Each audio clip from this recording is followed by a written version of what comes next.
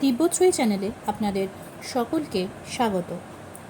সবার স্বামীজি বইটি থেকে স্বামীজির জীবনের কিছু ঘটনাবলী পাঠ।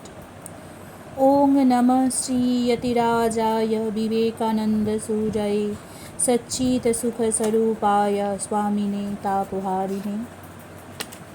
স্বামীজির পরিব্রাজক জীবনের ঘটনা। বারাণসী ধামে এসেছেন স্বামীজি।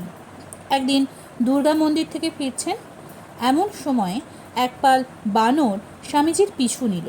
স্বামীজি দৌড়তে লাগলেন, বানরগুলো পেছনে ছুটল।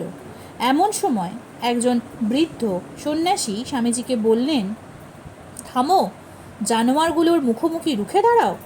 স্বামীজি সাহস করে ফিরে দাঁড়ালেন।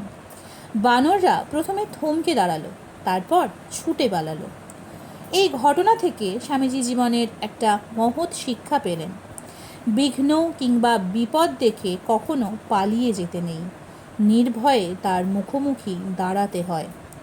পরবর্তী জীবনে নিউ ইয়র্কে একটি বক্তৃতার সময় স্বামীজির এই ঘটনার উল্লেখ করে বলেছিলেন, এই হলো সারা জীবনের জন্য একটি শিক্ষা।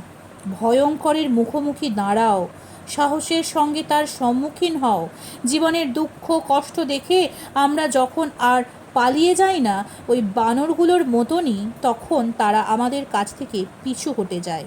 যদি আমাদের মুক্তি পেতে হয়, তবে প্রকৃতিকে জয় করে তা পেতে হবে, প্রকৃতি থেকে পালিয়ে গিয়ে নয়। কাপুরুষ কখনো জয়ী হয় না।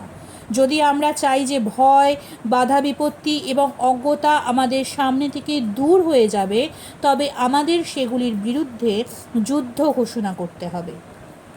নমস্কার।